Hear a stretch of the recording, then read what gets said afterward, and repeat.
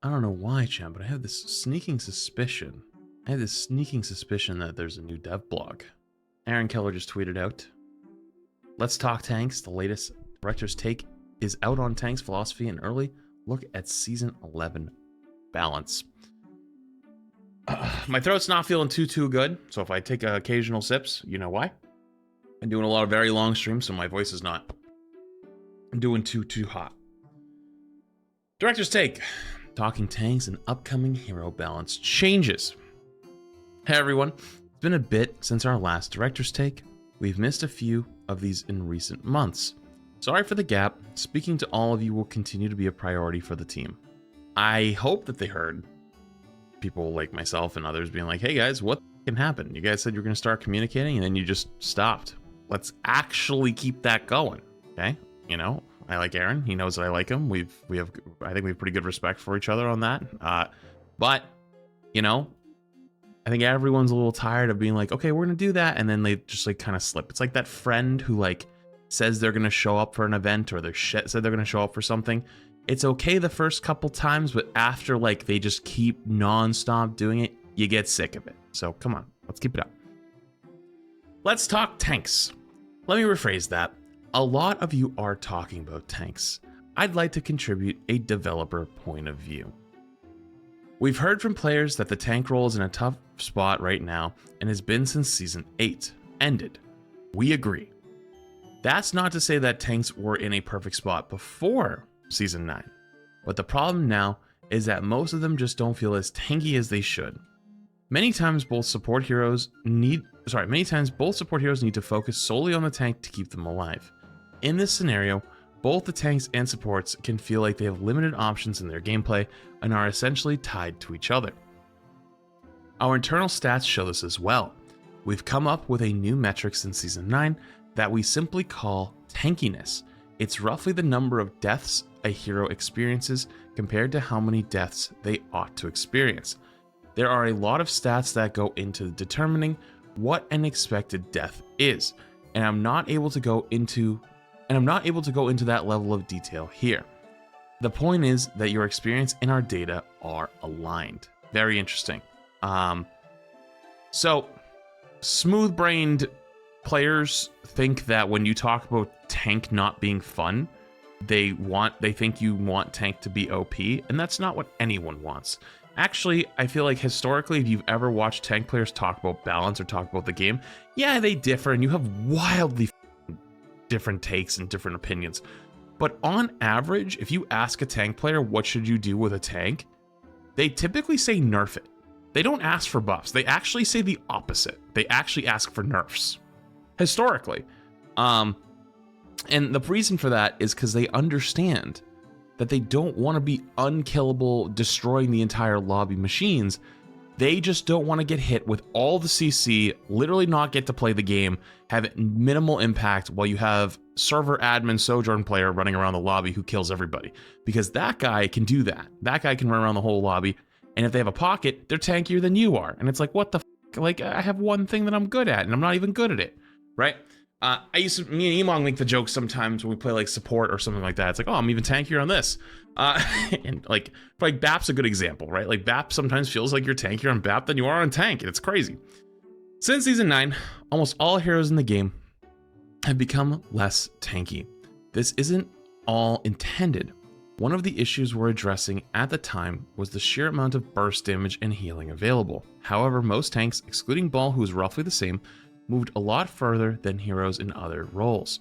Recent changes like the headshot change reduction on tanks had some effects on this, but it is still under where we want it to be. That's good to hear, but also at the same time a little bit concerning because like I don't think we want to buff them to the moon. Like that's not really the play. I will say the Sojourn change legitimately actually made a huge difference. Like Sojourn alone not being just like the Giga Buster, and also the Mick right click, Cassidy right click playstyle being a little bit weaker is also been a great change. They can't just walk up on you and just right click you twice and you fall over. That's also been nice. That being said though, I don't think we're even close. We still like many of the game's wide changes that were implemented over the last few seasons. The projectile size increase, the headshot damage and knockback reduction on tanks, and the passive health regeneration on all heroes. All right, really quick, I want to go through which ones I don't like and I like. Projectile size increase, fine. Honestly, probably was better than a lot of people first thought. People thought it was going to break the game, it was going to kill everything, and the world is ending. Really wasn't that bad. Granted, this combined with the health increase for things like Hanzo, right, where Hanzo can no longer one-shot, you trade the one-shot on Hanzo for being able to hit more consistent shots, but now he feels like shit. So would you rather have the one-shot, or would you rather have the bigger projectile size? And I think most players would rather have the one-shot for, like, specifically Hanzo. So it's a tough thing to balance.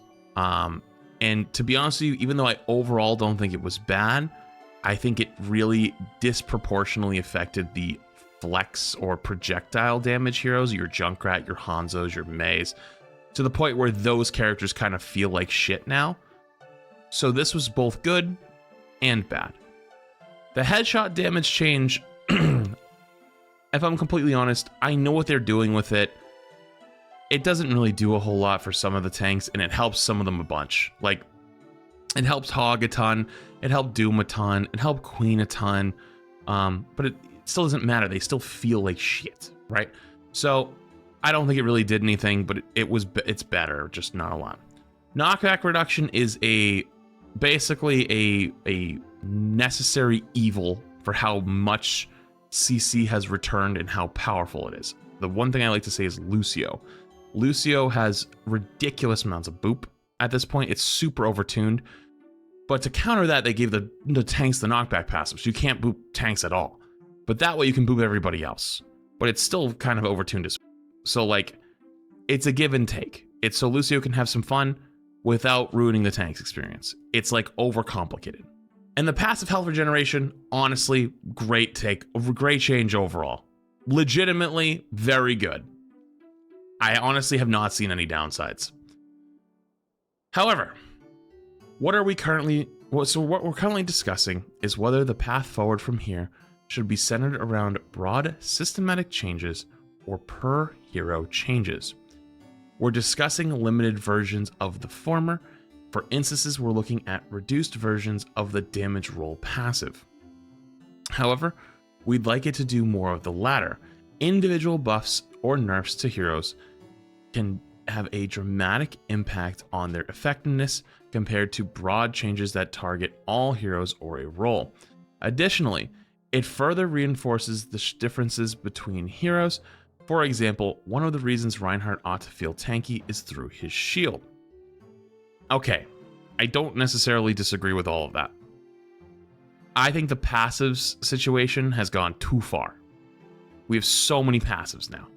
It's ridiculous how many passives we have. And I get it. I know what they're going for. But at the same time, though, I feel like the only reason they went this route is because people were so wildly reacting to, like, individual tank changes. Like, I'll give you a good example. Like, season 4 or 5 Junker Queen changes were so massive. Be like, oh my god, Junker Queen, and then she was strong. And she was meta for like 3 weeks or 2 weeks. And honestly, it was fun, and people were screaming about it, and I was like, wait, why are you guys screaming? Like, this is great. Like, we haven't had a Junker Queen meta since the beta, and it's only going to last a couple weeks. Like, why don't we just have fun and then we move on? But, like, the community kind of ruined it. I hate to say it. The community kind of ruined it. Everyone screamed about it. Was like, I can't believe that she's so OP. And that's it. And then you killed it. Congrats. I hope you enjoyed that, by the way. Remember that one. Anyways. So, I don't necessarily disagree. But the more I hear stuff like this, the more hopeless I feel that it's fixable. Because then you're going to go to the old route, which is basically you just gigabuff one tank and it becomes the flavor of the month. Which is still better than having the flavor of the month be Orisa, Malga, Orisa, Malga, or Roadhog, as long as they don't become the people that get gigabuffed. But then you'll have those people complaining too, and then eventually I feel like you come back all the way around. I don't know. How does this relate to tanks? We're putting together a patch that is targeted at increasing the tankiness of many of these heroes, but we're doing it through individual changes to each of them. Ideally, these changes would build on a hero's fantasy. Increasing the health of Reinhardt's shield is a good example of accomplishing both of these goals. Wait, oh no. 1600 shield coming back. We're going back to Overwatch 1, baby. This is a priority for our balanced team, and right now we're targeting either mid-season 11 or 12. We'll have more details on some of the changes to expect and more concrete timing soon. You know, the further we get into Overwatch 2, you kind of start to wonder, was it really that shields were so bad? Or was it the fact that there was endless shields that was so bad? Right? Because I remember in Overwatch 1, we at one point proposed the idea of a single tank shield ban. So basically, once you picked a tank that had a shield, you couldn't pick another tank that had a shield. So if you picked Winston, you couldn't pick Ryan. If you picked Ryan, you couldn't pick Orisa. If you picked Sigma, you couldn't pick Orisa, right? And limiting it to one shield, and that way you could make it stronger. And then when we rolled into Overwatch 2, the shields never got stronger, which is fine.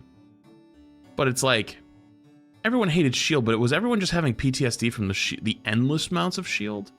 Or would one really strong shield be actually not that bad? I think it was the stacking barriers that was bad. Hashtag not a hero designer. Yeah, that's, I like the disclaimer at the end. I kind of feel the same way. Because like once you got really good at cycling them, you could basically have an endless shield. But now that's almost impossible. Because like you have to put the shield down to recharge it at some point, or it breaks on the timer, right? And I don't think we've had a shield tank since Sigma. And to be honest with you, this might be a bit scalding take. I think the shield tanks are more fun. Oh, Ram. Oh my god. I hate to break it to you, chat, but Ram shield really is nothing.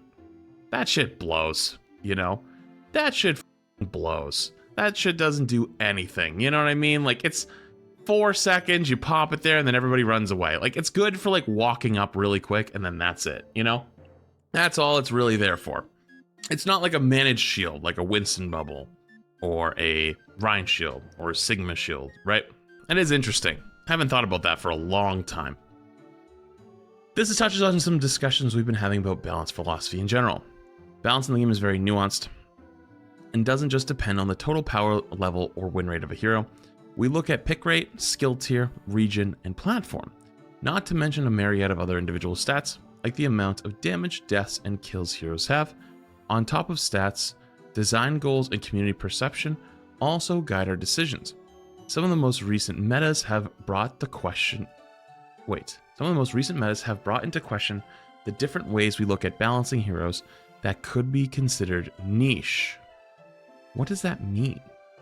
There are heroes that the community is okay with having both at a high win rate and pick rate. When Reinhardt hits a 60% win rate, which is considered to be very high for us, and is often is played often, there are few complaints. When a hero like Roadhog does this, he recently topped out at around 54%. The community reacts differently. ... I mean, we all meme about this, but like, let's actually use it as a serious context for a sec. There's like ethical Overwatch and there's unethical Overwatch. Roadhog is an unethical hero. You know, like Ryan, you understand what's happening. You understand there is a giant German man who's walking at you with a hammer. You have 3 options. 1, shoot him and try to kill him. 2, try to leave while shooting at him and trying to kill him. Or 3, just f***ing run, right? Hog, you don't have that choice. Hog, you peek a corner to start doing damage because, let's be honest, that's how you play the game.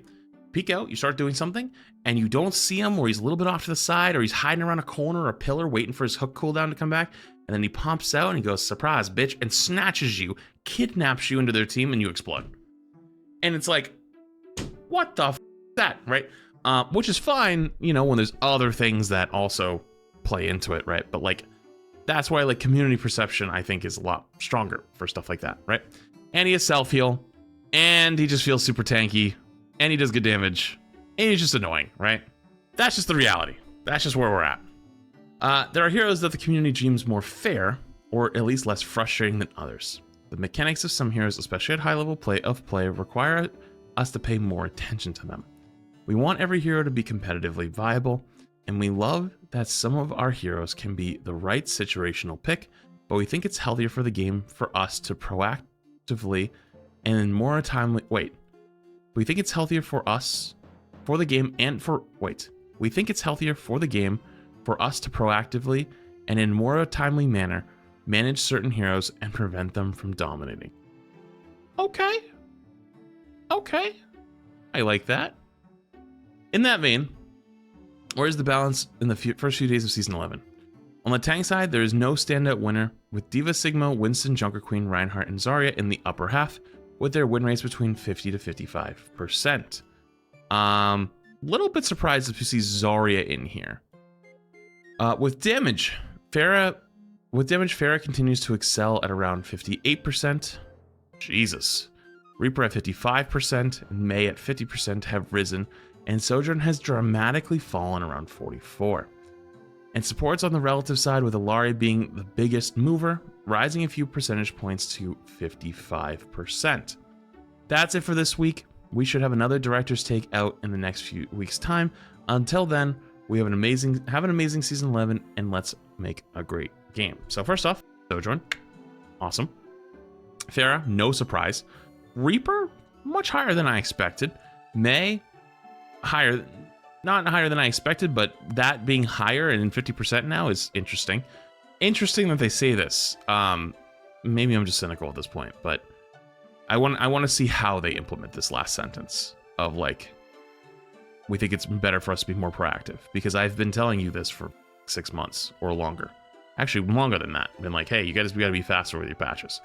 And I understand that it's a lot tougher, right? I get it, but you can't let Orisa run around for a month and a half, and then let Hog run around for a month and a half, and then let Mauga run around for a month and a half, and then let Orisa run around for another month and a half, and then Hog run around for another month and a half. Like, that shit adds up so fast. It adds up so extremely fast. Tough to say. To be honest with you, it's nice that they know that it's a problem. It's nice that they have things that they're working on. I just don't know if what they're currently doing is going to actually fix the problem. We'll have to wait and see. They said they're going to do individual changes, which is good.